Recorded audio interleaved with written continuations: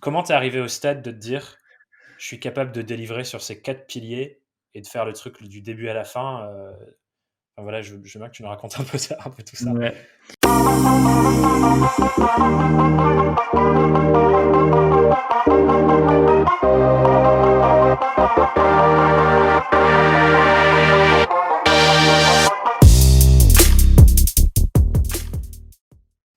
J'ai l'impression, ouais, mais bon, au pire, il y a un petit décalage, c'est pas grave. Du Hmm, coup, si t'es prêt, on va y aller. ça marche. Bienvenue sur Young World on Freelance, Alex. Salut Thomas. Trop content de faire cette discussion après, comme on se disait juste avant de commencer à enregistrer, des croisements par-ci par-là, des discussions par-ci par-là. Et enfin, on est, bon, j'allais dire en réel, pas vraiment en réel, mais on peut discuter pour de vrai. Ouais, bah ouais, c'est vrai que ça fait un petit moment qu'on se parle, que ce soit sur LinkedIn, sur Twitter, et bah, même depuis peu, vu que j'ai rejoint ta communauté. Et bah, là, c'est vrai Yes, que c'est cool Inside Freelancing. c'est cool d'enfin se voir en vrai. Enfin ouais, virtuellement, mais bon. Maintenant, c'est un peu la norme, je En pense. vrai, virtuellement. Grave, c'est Ouais, le nouveau vrai, c'est le nouveau vrai. c'est Trop ça. bien. Bah, du coup, ce que je te propose, c'est qu'on se lance directement avec la fameuse question rituelle que tu connais forcément par cœur, qui est celle-ci. Alex, comment, mais surtout pourquoi, est-ce que tu es devenu indépendant? Eh ben écoute, j'ai commencé pour une assez belle raison, parce qu'en fait, je me suis mis en freelance par amour. Parce qu'en fait, en fait, je suis parti en voyage, enfin pour résumer un peu, je suis parti en voyage en 2015 aux Philippines tout seul en mode backpack et j'ai rencontré ma copine là-bas qui est espagnole, mais du coup, on s'est rencontrés aux Philippines, qui a voyagé aussi en backpack. Et donc du coup, enfin, on est revenu chacun dans son pays et enfin, on a continué à se voir. On était en distance, relation en distance. Et il y a un moment, moi je bossais dans une boîte sur Paris. Je m'amusais bien, mais j'avais quelques contrats en freelance à côté pour gagner un petit peu plus d'argent. Et en fait, c'est là où je me suis dit, bah, en fait, si je me mets à fond dedans, bah, je pense que je peux en vivre et du coup, je peux aller rejoindre ma copine à Barcelone. Du coup, j'ai posé ma démission, enfin rupture à l'amiable. Et du coup, ça y est, je me suis Mhm. mis à temps plein en freelance et j'ai bougé dans la foulée à Barcelone. Yes. Et du coup, tu es à Barcelone là encore ou Non, vous non, avez non. bougé depuis? Ouais, ouais. Bah, depuis, on a bien voyagé, notamment en Australie et en Asie. Et là, on s'est posé depuis septembre, on s'est posé à Seignos, dans les Landes. Très posé. Ok. Ça fait vraiment du bien parce qu'avant, on était sur Paris. Et là, j'avoue que enfin, moi, c'est le pied. La nature, la mer, Ouais. la vie de freelance, Hmm. tranquille, bosser chez soi, prendre soin de la famille. C'est le paradis. Bah, c'est trop cool. Je pense que je vis un peu la même chose depuis que moi je suis revenu en Dordogne. Et là, c'est en septembre 2020 que j'ai officiellement revenu ici en Dordogne, à la campagne où j'ai grandi. Et c'est clair que ça change tout, quoi. Ça n'a rien à voir. Ben, ben ouais, en fait, ouais. En fait, après que tu bosses à la maison, mais en fait, tu peux couper beaucoup plus facilement. Et le fait d'être aussi en contact avec la nature, enfin, tu peux aller te balader en forêt, tu peux aller à la mer, enfin, tu peux. En fait, enfin, moi, je me sens beaucoup mieux quoi, qu'à Paris où je me sentais vraiment enfermé. Et là, ouais, ouais, je revis depuis septembre. Hmm. Ouais, moi, ce que je vivais un peu à Paris, c'est le fait que tu te fais emporter, en fait. Dans le sens où il y a un Mm. flot constant d'opportunités, de gens stylés à rencontrer, d'événements, une effervescence qui est incroyable à vivre, certes, mais au Ouais. bout d'un moment, moi, c'était devenu trop et je trouvais que ça me défocus. Genre, j'arrivais pas à me concentrer vraiment sur ce sur quoi je voulais vraiment me concentrer. Ouais, c'est ça. En fait, le truc, c'est que quand tu es sur Paris, par exemple, si un client de contact, vu qu'ici, il sait que tu es sur Paris, il va plus vouloir faire un rendez-vous, par exemple, dans les bureaux. Enfin, maintenant, avec le Covid, c'est le truc, c'est le Oui, c'est seul moins point cool. positif, je pense, c'est que du coup, les gens sont beaucoup plus à l'aise avec le remote. Mais ouais, avant, c'était, bah, viens au bureau, du coup, tu perds le temps que tu ailles là-bas, le temps que tu reviennes. Enfin, tu perds une demi-journée ou après, ouais, tu as beaucoup plus d'opportunités. Donc, ouais, tu te coupes, enfin tes journées sont découpées et donc du coup, tu es beaucoup moins efficace. Que là, du coup, je Mmh. trouve que là, tu peux te concentrer à avoir des plages horaires avec moins de distractions, mais du coup, tu vas être libre plus vite et donc du coup, tu vas pouvoir faire des choses que tu kiffes à côté. Et ça, c'est Ouais. cool. Et du coup, j'ai une première question qui me permet d'aller un petit peu vers ce sur quoi je voulais t'interroger. C'est, est-ce que depuis du coup que tu t'es posé là, plus en mode campagne dans les Landes, est-ce que tu sens que ça te permet de mieux concentrer ton énergie, tes pensées, tes réflexions et ton temps de travail sur les trucs sur lesquels tu as vraiment envie de te concentrer? Et du coup, quelles sont ces choses sur lesquelles tu as vraiment envie de te concentrer? Bah, déjà, en fait, c'est un truc tout con, mais le fait d'avoir un bureau, parce que du coup, à Paris, bah, on était avec, ma copine et ma fille dans un 34 mètres carrés. Donc je te raconte pas comment c'était l'enfer. Et là, le fait d'avoir un bureau, un espace dédié au travail ou un espace après lequel tu peux couper quand tu as fini, ça fait la différence et du coup, tu es beaucoup plus efficace même dans ta journée de travail. Et, ouais, là, en fait, ça m'a permis aussi d'avoir un. Parce que du coup, j'ai la chaîne YouTube. Et en fait, ça m'a permis aussi d'avoir un studio dans lequel je vais enregistrer. Enfin, là, je suis en train Mmh. de le peaufiner, mais dans lequel je vais enregistrer. Et donc, du coup, je peux y aller quand je veux. Je peux enregistrer des vidéos.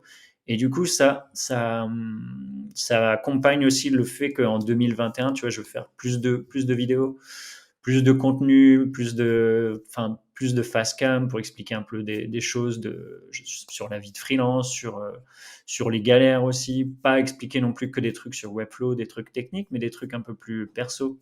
Je pense que ça peut être intéressant. Et là, le fait d'avoir un espace dédié pour ça, ben, c'est trop bien. Ouais, ouais, c'est clair que ça facilite énormément la vie. Moi aussi, ça fait un peu partie de la vision de ce que j'aimerais avoir. C'est un lieu dédié à créer du contenu où tu vas, tu te poses, tout est déjà installé et t'as pas besoin de à chaque fois réinventer ton espace C'est ça, pour faire le c'est contenu ça. qu'on a envie de faire. C'est ça, ouais, parce que sinon, le temps que tu installes ta cam, le temps que tu mettes les lumières, le temps que tu règles tous tes trucs, tu as déjà perdu 1 heure, enfin, tu as perdu un peu la motive, du coup, après, tu vas te faire un café, tu recommences. Tu, vite, tu Ouais, peux, tu peux vite te perdre. Non, j'avoue que c'est plutôt chouette. ouais, c'est clair. Mais ça tombe bien qu'on vienne sur ce sujet parce que c'est quelque chose que je voulais creuser avec toi par rapport à YouTube. Ouais, Ce que tu as fait pour l'instant sur YouTube, d'ailleurs, je trouve ta page, elle est hyper bien organisée et ça montre la diversité de différentes choses avec à la fois des merci. tips et astuces et des vidéos assez, euh, disons, terre à terre sur des sujets précis sur Webflow, qui est du Ouais, coup ta spécialité. Mais aussi, j'ai vraiment adoré ta série où tu suis la construction d'un site client de A à Z. Et je trouve que ça, c'était un super format pour montrer toute ta méthodologie de travail, toute ta valeur ajoutée. Et du coup, je suis curieux de comment et pourquoi tu as pensé cette série. Quel rôle tu donnes à cette série de vidéos-là dans ton activité? Hmm. Ben, en fait, déjà, la chaîne, je l'ai créée après avoir fait une grosse introspection. En fait, j'étais à un moment, c'était il y a 1 an et demi, je crois, ouais, 1 an et demi, où en fait j'étais à un moment où je trouvais pas vraiment de clients, où les clients que je trouvais ne collaient pas vraiment à ce que je souhaitais. Et en fait, j'ai lu pas mal de choses, j'ai écouté pas mal de podcasts, etc. Et en fait, j'ai réalisé que c'est normal que je trouvais personne parce que personne ne me connaissait en fait. Et donc, du coup, il fallait juste que je prenne la parole quelque part. Et donc, je me suis dit, Mhm. ça faisait un moment que je suivais des chaînes YouTube et que je me suis toujours dit, ah, j'aimerais bien faire une chaîne YouTube. Et tu sais, tu as toujours la pression de dire, ouais, mais qu'est-ce que les autres vont penser de ça, tu vois, mais les gens vont se marrer, ils vont penser que je me prends pour Squeezie. Tu vois. Et donc, du coup, ouais, j'ai mis, je sais pas, 1 an avant de me lancer. Et puis un jour, je me suis dit, ah, fuck it, je le fais. Je m'en fous de ce que les autres pensent, quoi. Et donc, du coup, j'ai lancé la chaîne YouTube. Et donc, moi, vu que je m'étais spécialisé dans Webflow, j'ai dit, bah, le meilleur moyen de montrer ce que je sais faire, c'est d'abord de faire des petites vidéos tips sur Webflow. Comme ça, c'est des petites vidéos sans prétention, c'est des vidéos, des courts formats. Et en fait, j'ai vu que les gens commençaient à bien kiffer. Donc, j'en ai fait de plus en plus. Et à un moment, je me suis dit, ouais, ça serait vraiment chouette, et j'ai jamais vu ça sur les chaînes françaises, de montrer enfin, d'un dev qui montre vraiment toutes les étapes de A à Z de la création d'un site. mais que ça se, enfin, et c'est pour ça là que du coup j'ai fait la chaîne, donc que j'ai fait les épisodes. Et donc du coup j'ai une série de, je crois que j'ai quasiment ouais, 1000 minutes de rush. Donc Ouais, ça c'est va fou. prendre beaucoup de temps. Je crois que j'ai encore pour 2 mois de diffusion. Mais en fait, après ça, si tu regardes toute la vidéo, si tu commences, enfin, si tu commences sur Webflow, bah, tu peux avoir déjà de bonnes bases et créer ton site par toi-même. Et le Ouais. truc cool de la chaîne aussi, c'est que bah, je pense toi tu le dois l'avoir aussi sur le podcast, c'est que ça te permet de te connecter avec plein de personnes en fait qui sinon ne seraient jamais venues vers toi parce que bah, du coup ils te connaissent pas. Et les retours Mm. de la communauté, tu as des gens qui viennent spontanément te dire hey, c'est trop bien ce que tu fais, continue. Et tu dis ah, trop bien, merci. Bah ouais, je vais en faire plus. Ouais, Et, grave. tu vois, c'est la contrepartie de donner quelque chose de gratuit. C'est que du coup, bah déjà, ça permet de rencontrer pas mal de personnes. Mais aussi, ouais, il y avait aussi un but, pas marketing, mais de montrer aussi aux gens ce que je sais faire. Et c'est vrai que la chaîne aussi m'a apporté pas mal de clients parce que du coup, les gens voient en direct ce que je sais faire. Donc, c'est mieux que Mm. faire un appel d'offres en fait. C'est bah, regarde la vidéo et tu vois ce que je sais faire, quoi. Ouais, c'est clair. Mais je trouve que dans ce que tu dis là, ça a hyper bien illustré le rôle que ça peut jouer, à mon sens, de faire du contenu comme celui que tu as fait, où tu montres toute ta méthode de travail du début à la fin. C'est qu'il y a une Mm, partie pédagogique qui aide d'autres c'est ça. personnes qui veulent faire la même chose et qui peuvent structurer.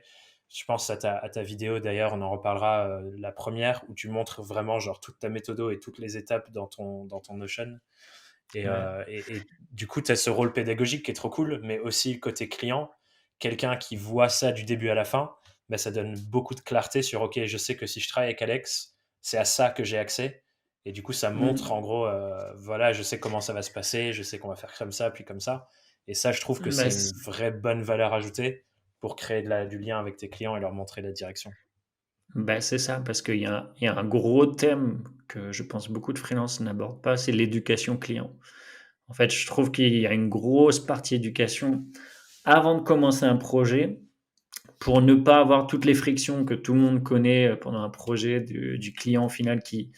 Parce que souvent, en freelance, t'as la phrase typique de oh, le client comprend pas ce que je veux faire, enfin, il me respecte pas, etc. En fait, c'est juste qu'en fait, vous étiez pas fait pour bosser l'un avec l'autre.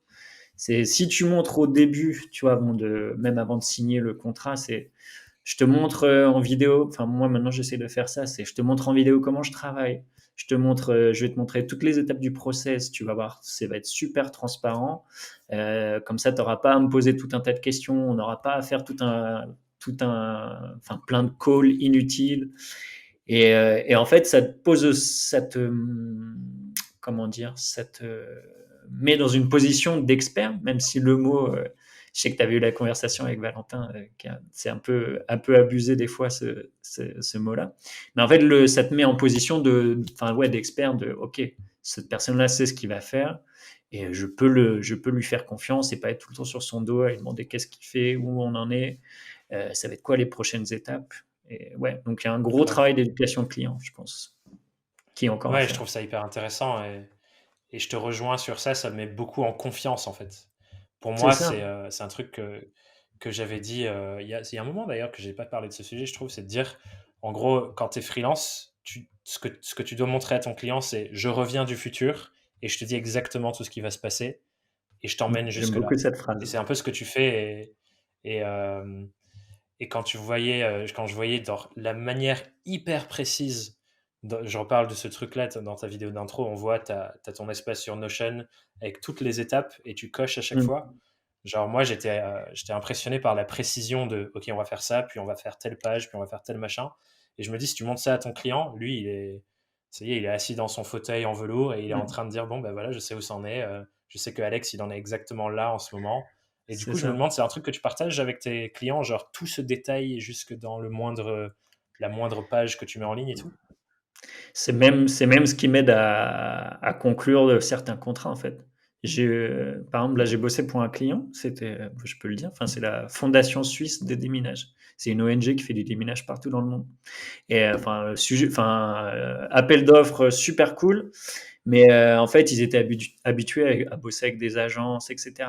Et le fait que moi, je sois tout seul et que je prenne en charge le branding, le design et le développement, au début, ils n'étaient pas trop à l'aise. Et en fait, quand je suis arrivé, je leur ai fait une vidéo tuto en leur disant, OK, ça va se passer comme ça. Là, je vous partage ce Notion où vous allez voir toutes les étapes et tu vas voir tout de A à Z.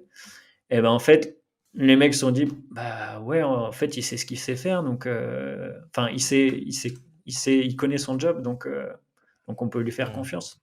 Et à chaque fois que je montre cette to-do, enfin, ça fait un, j'aime pas trop ce mot-là, mais tu vois, un effet waouh. C'est genre, à chaque fois, les clients disent, Ouais. ah ok, ok.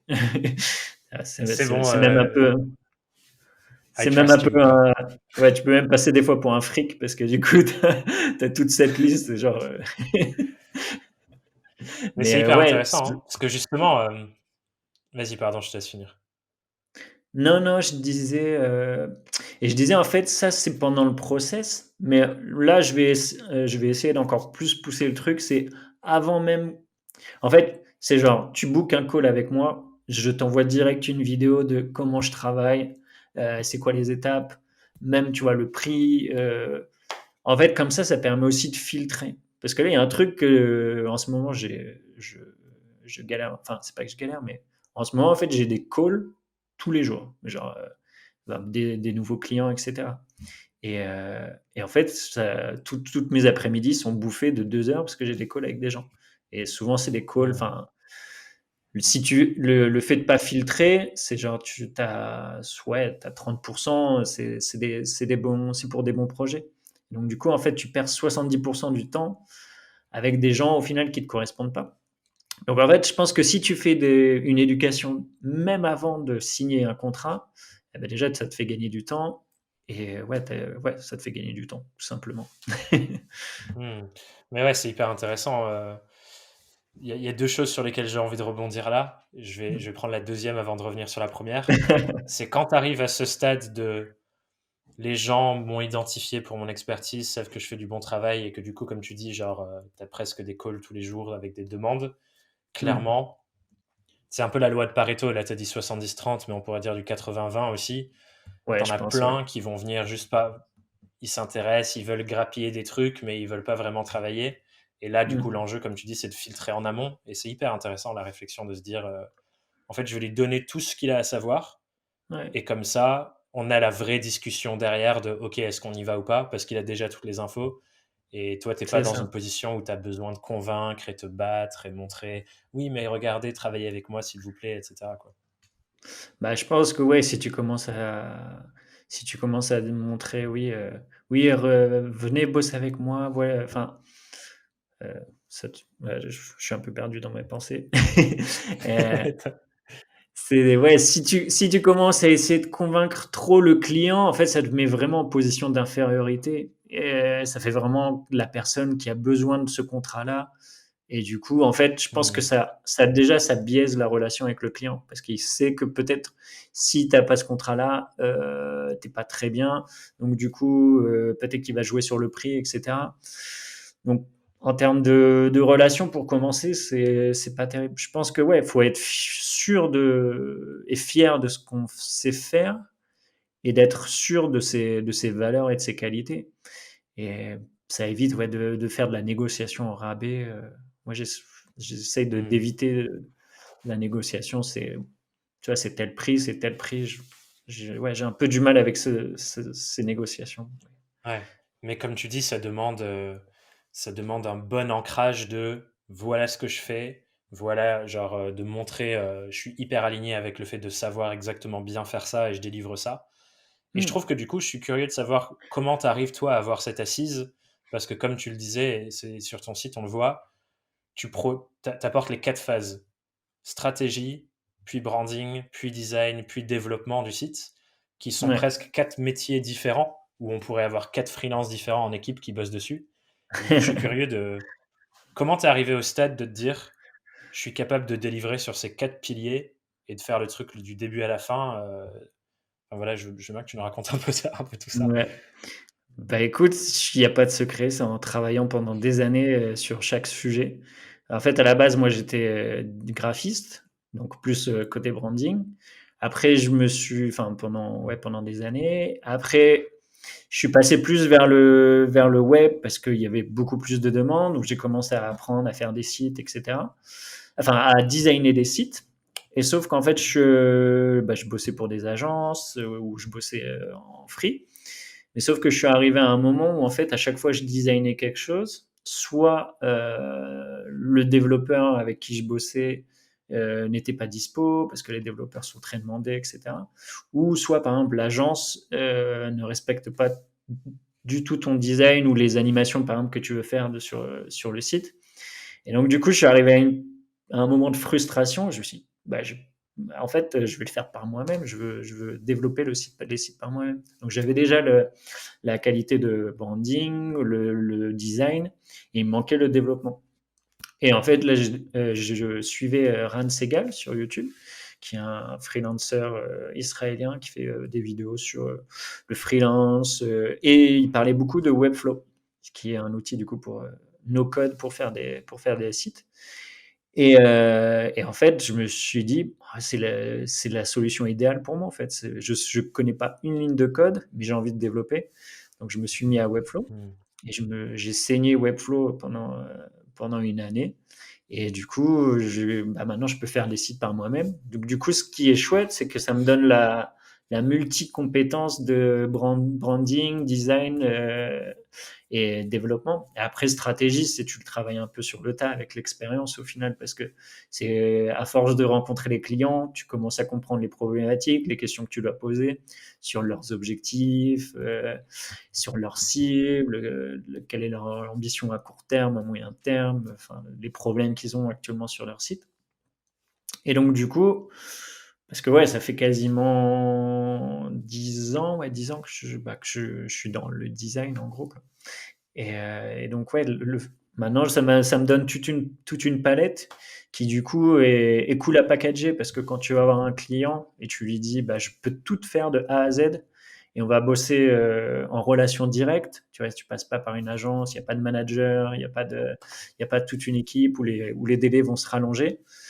Mais en fait, c'est Hmm. pareil, c'est un argument de vente, en fait. Si on bosse ensemble, bah, ça va, enfin, déjà en termes de relations humaines, ça va être beaucoup plus agréable parce que le fait d'être en one-to-one, comment En dire, ouais, individuel. en individuel, enfin en relation client directe, bah, c'est beaucoup plus agréable pour les deux parties. Grave. Et, et du coup, genre, il y a pas. Est-ce que aujourd'hui, je sens que tu es bien installé et tout sur ça et tu te poses plus de questions de ta légitimité. Mais au début, quand tu as commencé à rajouter ces briques à chaque fois, est-ce qu'il y a des moments où justement c'était un peu fébrile, où tu savais pas trop comment faire et tu avais envie d'y aller, tu savais pas comment le faire et ainsi de suite? Comment ça s'est passé, tu vois, les étapes à chaque fois? Ah ouais. Ah, mais j'ai galéré pendant des années, hein.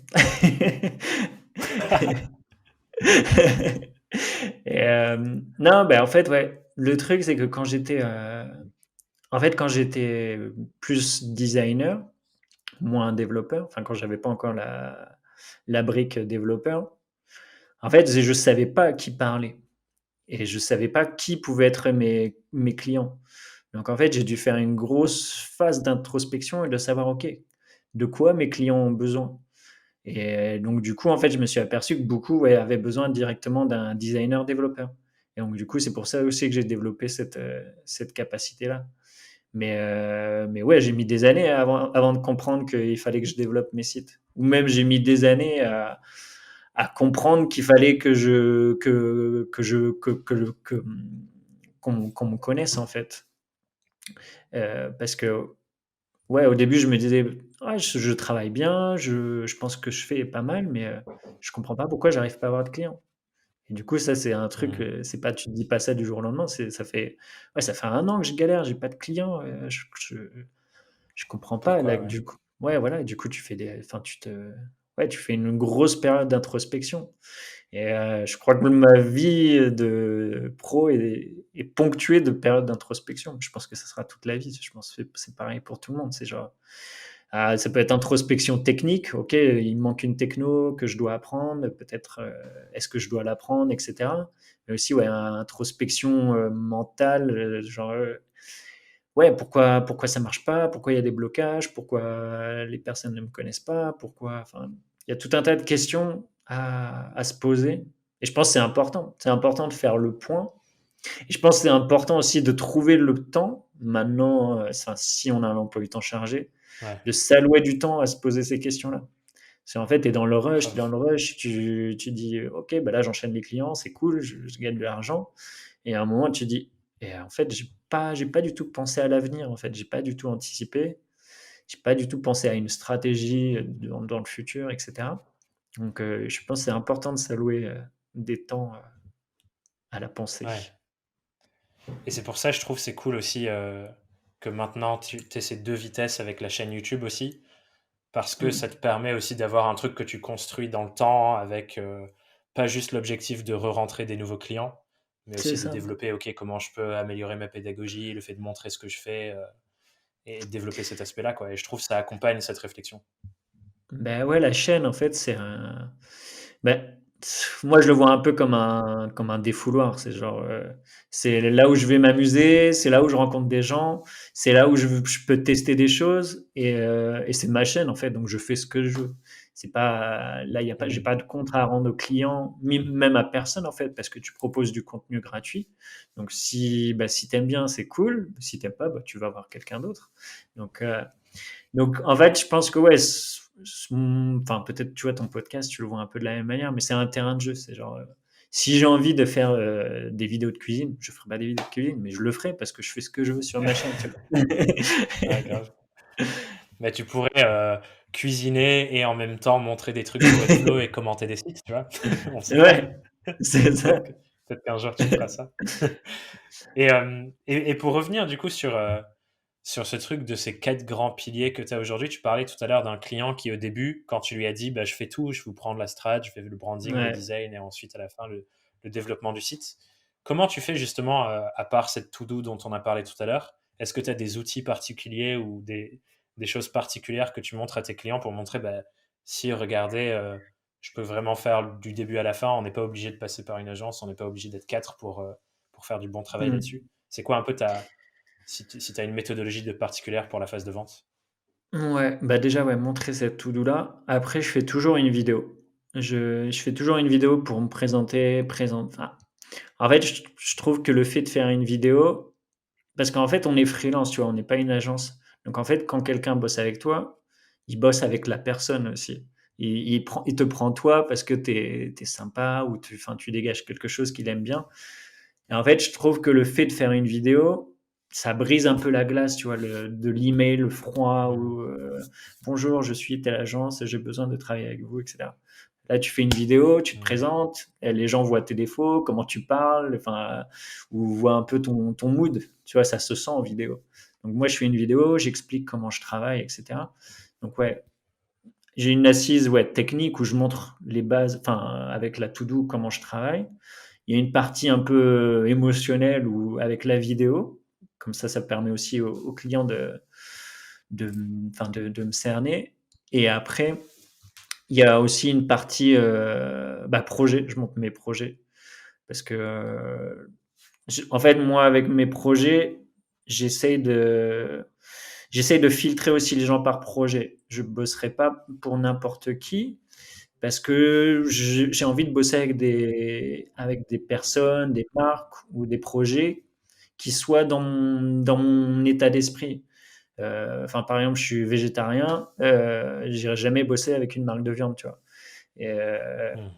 en fait, j'essaye de aussi, parce que du coup, c'est moi, je me vendrai pas juste pour le travail ou pour l'argent. C'est pour ça, enfin, c'est le truc cool du freelancing aussi, c'est que c'est toi, ton activité, ta personnalité. Et c'est aussi pour ça que la chaîne YouTube est Grave. cool et que du coup, ton podcast aussi est chouette parce que je trouve que, tu vois, quand on écoute ton podcast, on te connaît. Tu vois, je te connaissais pas avant, mais Mais je tu me connais quand vois. même quelque part, quoi. Ouais, voilà, c'est comme si je te connaissais. C'est comme si tu vois quelqu'un à la télé. T'as l'impression de le connaître. Ouais. Ouais, c'est Et du coup, c'est intéressant que tu dises ça parce qu'il y avait une de mes questions par rapport à ça. C'est que ta chaîne YouTube, elle est brandée sur ton nom, ta personne, comme tu dis, l'être humain que tu es, Alex Tourgis. C'est Tourgis d'ailleurs C'est ça. ou Tourgis? Tourgis. Tourgis. Ouais. Tourgis. Du coup, c'est comme ça, mais le nom de ta boîte, entre guillemets, c'est Tan Bien Studio. Et du coup, je suis curieux de pourquoi ta chaîne YouTube, c'est ton nom et pourquoi le nom de ta boîte, c'est comme un studio et pas pareil ton nom. Ouais. Ah, ça, c'est une problématique sur laquelle je suis en train de penser en ce moment. C'est je sais pas si je dois pivoter la chaîne sur le nom du studio, mais d'un côté, non, parce que si j'ai envie de poster une vidéo de voyage, qui du coup est liée peut être liée au digital nomade et cetera, je le vois mal poster sur le nom de Tambien, tu vois? Et Hmm. en fait, le fait d'avoir le studio, ça me permet aussi de me dissocier et que si un jour je veux intégrer des nouvelles personnes, ce que je suis en train d'essayer de faire, eh ben, je peux les intégrer à Tambien. Mais le fait que je communique aussi par ma personne, ça va ramener du monde sur Tambien et en fait, je pense que tu peux jouer sur les 2 tableaux. Mais enfin, c'est un D'accord. questionnement que j'ai qui est en cours, donc peut-être que je me trompe, je sais pas du tout. Je sais pas si Ben, toi moi, ce tu que as je me disais en voyant, quand je le voyais comme ça, je me suis dit, soit il utilise ça pour légitimer le fait de bosser sur les quatre piliers, et du coup de dire on est mmh. un studio, et du coup on travaille sur ces quatre piliers-là, etc. Soit c'était effectivement, comme tu le disais, pour faire monter une équipe à bord un jour et potentiellement avoir un développement avec d'autres personnes qui rejoignent l'équipe et qui bossent avec toi, quoi. C'est ça. C'est ça parce que là, l'une des grosses problématiques qu'en ce moment, je crois que c'est la grosse problématique de ma vie, mais bon, de la vie de tous les freelances aussi, c'est le temps. Surtout depuis que je suis papa, j'ai plus du tout de temps et donc du coup, en fait, cette année, j'ai bossé comme un taré. Et ce qui est, enfin, ouais, en fait, c'est chouette parce que du coup, je marche un peu en sprint et en marche, tu vois. C'est genre, il y a des moments où je sprint comme un taré. Là, c'est par exemple cette année, j'ai sprinté, j'ai fait pas mal de projets, j'ai produit. Du coup, ça m'a permis d'avoir un portfolio plutôt chouette. Et du coup, maintenant, ça me fait une assise sur laquelle me poser et du coup, prendre plus le temps de choisir ses clients. Et donc, ouais, le fait d'avoir sprinté, bah, je pense comme beaucoup de freelance, je me suis un peu cramé. Et donc là, Hmm. faut que je me pose. Et donc là, j'ai réfléchi à une nouvelle manière aussi enfin déjà de prendre plus de temps, parce que je pense que j'étais à 80% de travail. Et après, du coup, il me restait 20% pour le démarchage, faire la compta, faire les chaînes YouTube, c'est faire tout ce qui est à côté. Et donc, du coup, c'est pas jouable. Donc là, cette année, Ouais. je vais essayer un peu de bosser un peu moins sur la partie peut-être technique, d'essayer de déléguer un peu plus, chose que j'ai un peu de mal pour l'instant. Mais et du coup, ouais, de pouvoir me baser, de me focaliser un peu sur la stratégie au futur. Ce qui du coup Hmm. m'amène sur un nouveau truc. Ça, je te l'expliquerai. Je peux l'expliquer maintenant si tu veux. Pour Comme tu veux, 2021. c'est. En fait, pour 2021, c'est un truc sur lequel, pareil, je suis en train de penser. Enfin, c'est en cours de réflexion, donc je sais pas trop où ça va amener, mais on va tester. C'est en fait en 2020, là où j'ai galéré, c'est en termes de temps et en termes de temps, parce que du coup, je prenais beaucoup de clients, parce que des fois, j'avais des clients qui avaient pas trop de budget, donc du coup, je prenais un autre client pour être bien Hmm. financièrement. Je pense que tout le monde a été dans ce cas-là. Ouais. Et, et là, du coup, maintenant que ça commence à bien marcher, j'aimerais passer à un palier, en fait. Et du coup, être beaucoup plus sélectif. J'aimerais un peu lancer un système de... Parce que du coup vu que j'essaie de faire des expériences digitales uniques pour mes clients, tu vois, un peu comme le but, ce serait un peu de faire un peu de la haute couture, mais digitale, tu vois. Et que Hmm. chaque mois soit une collection. C'est genre, je prends un mois, je prends que un client. Par contre, c'est le prix dont j'ai besoin en un mois pour vivre. Par exemple, je sais pas si j'ai besoin de 7 000 € pour vivre en un mois. Eh ben, c'est le prix de base pour bosser De la avec moi, en presta, gros. ouais. Et, euh, et en fait, c'est un mois, un client. Et ça veut dire que je suis un mois dédié sur le client, même si ça dure moins longtemps ou pas.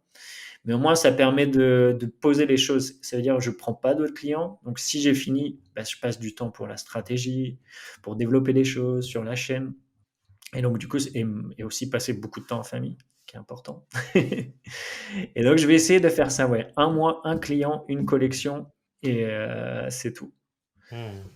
Et ce qui du coup demande, comme tu disais, effectivement, de faire levier sur tout ce que tu as déjà fait cette année pour montrer que effectivement, bah voilà, travaille avec moi, Alex, un projet c'est 10 000 euros et voilà Hmm. quoi, et c'est apprendre ou à laisser et j'en prends que un par mois.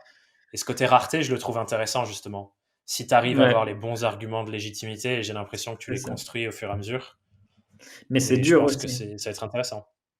C'est dur aussi. Enfin, je sais pas ce que tu en penses, mais le fait de se dire que je vais peut-être louper des opportunités, c'est quelque chose d'assez dur à appréhender.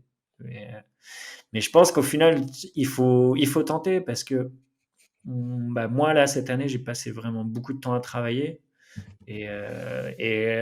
J'en parlais avec Alexis Minkela. On parlait d'une conférence de Simon Sinek, je crois, sur Ouais. des Infinite Game.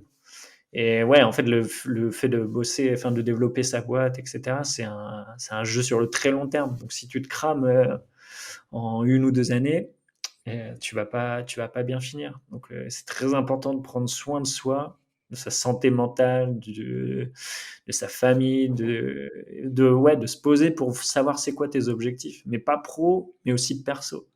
C'est qu'est-ce que Ouais, je veux sur tous faire tes de ma domaines vie. de vie, quoi. C'est ça. Quand tu es freelance, en fait, je crois que c'est toi qui disais ça, c'est quand tu es freelance, tu peux pas dissocier la personne pro et la personne dans Ouais. la vraie vie. Mais ça c'est totalement vrai. En fait, moi, ce que je fais pour le travail, c'est basé sur des objectifs que j'ai en perso. Donc, ouais, tout est lié. Il faut vraiment avoir ces périodes d'introspection. C'est clair, c'est clair. D'autant plus que, comme tu l'as très bien dit, on a tous un temps qui est limité par nature. On peut pas l'étendre. On peut pas se rajouter du temps sur le chrono. Et C'est ça. comme on a ce temps limité, il faut absolument se poser la question de où est-ce que je l'investis. C'est ça. Et quand on investit sur des choses, on peut choisir de l'investir que dans le travail. C'est un choix qu'on peut faire. Mais à mon C'est sens, il ça. faut le faire en conscience, quoi. Et du coup, si on n'investit pas tout dans le travail, ben, on va louper des opportunités. Mais comme on louperait des opportunités dans notre vie de famille, comme on louperait des opportunités dans notre vie avec nos amis, ce genre de choses. C'est ça. Ouais, ça dépend, ouais, de ce que tu veux faire dans la vie, tu vois? Si tu veux être une rockstar du freelance et enfin être un méga influenceur et d'avoir, enfin de tu vois? C'est Je compare ça un peu avec le sport, tu vois? Tu as Cristiano Ronaldo, dans le football qui passe sa vie, il mange foot, il boit foot, il pense foot, il fait tout pour le foot et bah, du coup, ça marche parce que tout est Bah axé ouais. pour réussir mais en détriment de peut-être d'autres choses, par exemple la famille, etc. Mais après, c'est son choix. Si t'es OK avec ça, eh ben, fonce. Tu vois, c'est pour ça, je pense, ouais, faut arrêter aussi de culpabiliser en disant, ouais, je travaille trop, etc. Ou genre, oh, je travaille la nuit. Enfin, enfin, je dis des conneries, mais en fait, si tu es à l'aise avec ça, bah, fais-le. Grave, grave. Et en plus, c'est par période, tu vois. Genre, c'est jamais Hmm, final. Ça c'est se ça, trouve, c'est une période de ta vie où c'est ta priorité et c'est OK, et c'est cool. Genre, savoure c'est que ce ça, soit ta priorité et assume et après, ça peut changer et on peut évoluer. Et je pense que c'est ça aussi la vraie quête, c'est trouver cet équilibre personnel de actuellement, ma priorité, c'est tel domaine de vie et je vais investir mes ressources et mon temps là-dedans. Et à un autre moment, ça changera. Et du coup, c'est trouver cet équilibre-là et accepter qu'on n'avance pas tous au même rythme parce qu'on ne met pas tous nos ressources au même endroit. c'est ça. Par exemple, moi, cette année, le but, c'était, je voulais, en fait, ce qui me manquait avant, enfin, en 2019, c'était un portfolio client avec des beaux projets pour attirer d'autres beaux projets. Parce que le truc, c'est que j'essaie de vendre des expériences digitales uniques. Et donc, si le fait d'avoir des beaux projets va m'attirer d'autres beaux projets comme ça. Et donc, moi, en fait, je m'étais dit, OK, 2020, il faut que je sprint, il faut que je fasse plein de projets cool. Comme ça, après, je pourrais me poser et sélectionner Mm. plus, prendre le temps, sélectionner les beaux projets, mais avoir plus de temps, plus de budget, etc. Donc je pense que ouais, je me suis un peu cramé, en toute honnêteté cette année, mais ça a payé parce que du coup, bah, je suis content de là où j'en suis pour l'instant avec le studio, même si c'est que les débuts, mais je suis content de ce que j'ai fait et puis je suis content aussi d'avoir lancé la chaîne et je me dis il y a tellement de belles opportunités avec la chaîne et de sujets à aborder, etc., que je suis bien content des fois d'avoir bossé la nuit à faire les Ouais, montages de la vidéo, à enregistrer, etc. Et je me dis que ça vaut la peine bah, c'est clair. quand tu vois Bah, les retours. maintenant, tu vois, ouais. Mais j'ai l'impression que maintenant, tu as des armes pour effectivement faire ce que tu dis vouloir faire, de être vraiment dans la stratégie d'écrémage, de filtrage. Tu vois, Mm, je pense à tes projets qui ont été récompensés sur Awards, qui est un peu mm. la destination rêvée de tout web designer, j'ai l'impression. C'est ça. Et pareil, CSS Design Awards, etc. Et du Ouais. coup, ça, c'est des armes de folie maintenant. Genre, ouais, voilà, regardez, ce projet-là, ce projet-là, ce projet-là, ils ont été récompensés sur Awards. Voilà ce que tu achètes quand tu bosses avec moi. Bah ouais. Bah, ça t'apporte une crédibilité et ça t'évite beaucoup de charge mentale à devoir convaincre des clients, etc. Là, tu inverses un peu la tendance où c'est plus les clients qui viennent vers toi. Et donc, c'est beaucoup plus intéressant. Et je trouve qu'en fait, enfin, je pense que tu es un peu pareil avec le podcast et tout ce que tu fais, c'est que le fait d'avoir des side projects, bah, il y a aussi, ça te ramène aussi, enfin, il y a un côté marketing dedans. C'est du coup, ça te ramène pas mal de gens pour le studio, pour ton activité de freelance, etc. Donc, ça, en fait, c'est mieux que de se passer du temps à aller démarcher, par exemple, sur LinkedIn ou d'envoyer des calls d'email ou je ne sais quoi. C'est, en fait, ouais, si tu arrives à inverser la tendance en créant quelque chose qui apporte aux gens, par exemple, tu vois, un podcast, c'est gratuit, une vidéo YouTube, c'est gratuit, tu apportes gratuitement de la valeur aux gens. Et en fait, tu vois, c'est un peu le principe du karma. C'est si tu donnes, les gens te Ouais, donneront. Et en fait, ça ouais, marche trop. C'est incroyable. Je pensais pas que ça marchait aussi bien, tu vois. Bah, par exemple, tu fais des vidéos sur YouTube. Bah, en fait, les gens, bah, déjà te remercient. Et en fait, ils en parlent autour d'eux. Et par exemple, s'ils entendent parler d'un client qui a besoin d'un mec qui fait du design ou du dev, bah, peut-être en fait, il va penser à moi. Parce que du coup, je lui ai fait enfin, j'ai fait des vidéos. Et j'ai partagé mon savoir, mon petit savoir, hein, je dis pas que. mais, euh, mais ouais, il y a un mais côté chacun à karma son échelle, aussi. ouais. Ouais. Ouais, Il y a c'est un gros clair. côté karma. Mais je crois que Ouais. ça s'appelle je crois que ça s'appelle le principe de réciprocité. Dans le sens Ouais, où si quelqu'un t'a donné, donné, donné, tu vas essayer de lui rendre d'une manière ou d'une autre. C'est un c'est biais ça. psychologique. Ce qui fait que, bah, ça se trouve, tu vas le recommander à quelqu'un ou tu vas faire quelque chose d'autre. Et c'est assez fou à quel point, effectivement, Ouais, moi, c'est presque devenu un de mes mantras. C'est plus tu ouais, donnes, plus tu es riche. Et la c'est ça. richesse, pas au sens financier, mais la richesse de tout ce qu'on peut recevoir dans notre vie. Et j'ai l'impression que c'est vrai partout, tu vois. Genre, je me disais, par C'est ça. exemple, si tu as un potager, plus tu vas donner d'attention et d'amour et tout à tes légumes, bah, plus tu vas recevoir d'abondance et de richesse dans ta récolte, dans ton potager. Pareil sur C'est ça. plus tu donnes à tes amis, dans ta vie de couple, bah, plus tu vas recevoir d'amour en retour et ainsi de suite. Et j'ai vraiment l'impression que c'est vrai partout et Exactement. aussi dans le business, du coup. Exactement. Et ouais, en fait, c'est le fait de donner comme ça, bah, déjà, ça te fait te sentir bien, mais aussi ça donne un côté cool au marketing, j'ai envie de dire. Enfin, moi, Mhm. c'est le fait d'aller démarcher des clients, et cetera, c'est quelque chose que j'aime pas du tout, sur lequel je suis pas vraiment à l'aise. Et en fait, le fait d'avoir inversé ça et du coup que c'est plus les gens qui viennent me voir, bah, ça me fait aussi beaucoup de bien. Ouais, bah ouais. Bah ouais, c'est clair. Et Mais, tu dois arriver du coup à cette phase de je filtre. mais ouais, il y a je pense que si j'avais un conseil à donner aux gens, qui, comme moi, j'ai passé beaucoup d'années à ne rien partager, à la jouer solo. C'est genre, je partage pas mes clients, je partage pas mon savoir, en pensant que tu vois, en pensant que je suis un peu, ouais, que je suis bon, donc je partage pas mes trucs, je partage pas mon savoir, parce que sinon les gens vont me voler mes contrats, ou alors, tu vois. Et en Mhm. fait, Ça, c'est totalement faux. Plus tu donnes, ouais, même ça te permet de rencontrer pas mal de gens. Et moi, du coup, cette année, le fait d'avoir la chaîne, d'aller plus parler aux gens, bah, j'ai rencontré aussi les potes de Sapiens Sapiens, du coup, d'autres potes Webflow. On s'est créé un Slack channel, on fait des petites vidéos sur YouTube tous les mercredis où on échange sur le freelancing, sur Webflow, etc. Et en fait, c'est trop bien. Le fait d'avoir des potes de travail sur lesquels tu peux t'appuyer si tu as des doutes, mais que ce soit même, enfin pas que technique, si tu as des doutes dans ta vie de freelance, etc. Bah, ouais, partage, donne, et tu verras, C'est clair. ça vaut le coup. C'est clair, ça a une force de fou, la communauté et de s'entourer de ces Mmh. personnes, bah, tu sais que c'est un truc qui me parle, j'en ai C'est beaucoup ça, parlé récemment, donc je vais c'est pas en ça. remettre une couche, mais ouais, clairement, ça a une valeur de fou la communauté. On va arriver tranquillement, sur les questions rituelles de fin, Alex. La Ah oui? première étant ouais, ça fait un moment Ouais. déjà qu'on discute, mais Ah ouais? j'ai envie de laisser du temps déjà, j'ai envie de laisser du temps, disponible pour ces questions de fin parce qu'il y a Non, souvent des non, choses ouais, carrément. intéressantes qui sortent. La première, c'est quoi la plus grosse difficulté que tu as rencontrée dans ta vie de freelance et comment tu l'as surmontée?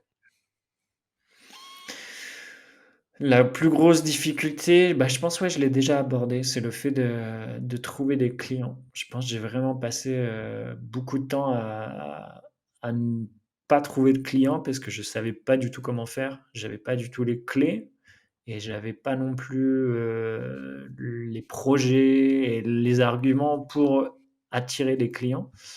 Donc ouais, j'ai vraiment galéré là-dessus bah, là, pareil, ouais, le fait de parler, de prendre la parole et un truc que j'ai fait, que je conseillerais aux personnes quand tu débutes et que tu as peut-être pas toutes les clés en main, c'est de faire des projets perso. Mais quelque chose de perso que tu travailles vraiment pour le montrer. En fait, par exemple, si ta cible, si tu veux bosser avec une marque de bijoux, par exemple, eh ben, fais un site super quali, etc. Mais par toi-même, tu n'as pas besoin de trouver un client. Fais un site un e-commerce sur les bijoux. Enfin, un e-commerce, ça fait beaucoup de travail, mais tu vois, un projet sur le thème du luxe, de la bijouterie, etc. Et du coup, ça va te permettre d'ouvrir une porte dans la niche que tu souhaites, en fait. Et ouais, Mmh. truc important, moi, je suis un fervent de trouver sa niche. Parce qu'avant, ouais, je voulais parler à tout le monde, mais en fait, je parlais à personne. Et le fait de me spécialiser, de vouloir tel type de client, ça m'a permis aussi de savoir où je veux aller et aussi de me connecter avec les personnes euh, de ce milieu-là. Et donc, ouais, c'est de trouver, donc, ouais, je dirais prendre la parole et de trouver sa niche. Trop cool. Et un truc que je trouve intéressant, de ce que tu dis là, d'en prendre la parole et faire des side projects où tu fais des projets perso, c'est de se dire, si je fais des projets perso, comme toi par exemple, tu pourrais, avec cet exemple de la bijouterie, tu pourrais dire, ok, ben voilà, j'ai envie de trouver des nouveaux clients, peut-être dans ce segment du luxe, je vais faire un site comme ça. Mais Ouais. plutôt que juste faire le site et de montrer le résultat final, toi, ce que tu aurais fait, j'imagine, avec la chaîne YouTube, c'est que tu documentes tout et tu montres absolument tout ce que tu as fait pour travailler.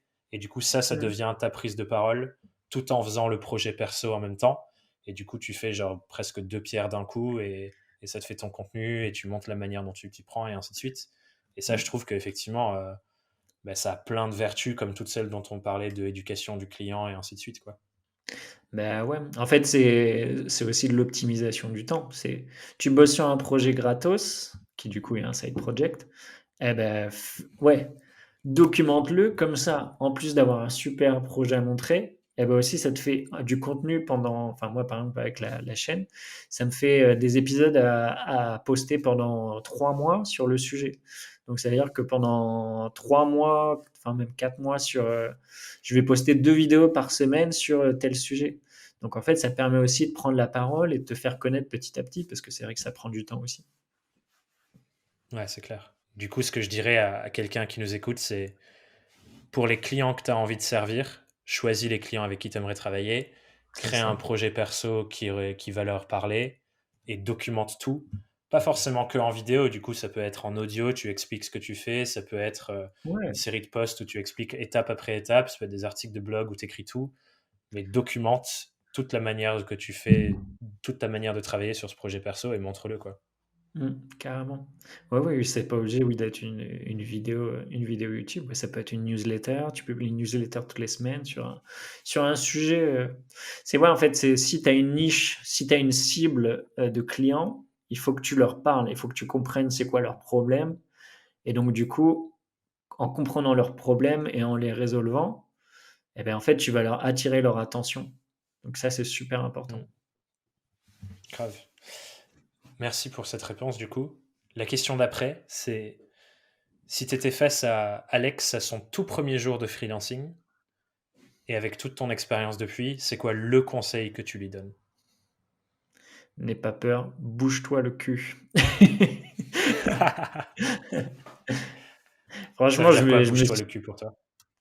non, franchement, je pense que j'ai passé 3 4 ans, un peu, enfin ouais, de genre de 20 en fait, quand j'ai quitté les beaux-arts, enfin ouais, non, quand j'ai quitté, ouais, quitté les beaux enfin, ouais, j'ai passé, ouais, 4 5 ans à galérer, quoi et par peur de tenter des choses, par peur de prendre la parole, tu vois, par exemple, la vidéo la chaîne YouTube, c'est un exemple parfait. Ça fait genre, en vrai, ça fait quasiment 3 ans que je pense à ça, faire une chaîne YouTube sur, partager des choses dans le design, enfin pas le développement à l'époque, mais et je me bloquais en me disant: «Non, je ne vais pas le faire, j'ai pas envie que les gens me critiquent ou pensent, enfin se Mmh. foutent de ma gueule et cetera». Et en fait, tu te dis: Qu'est-ce qui va t'arriver?» Même si les gens aiment pas et que tu t'en fous en fait.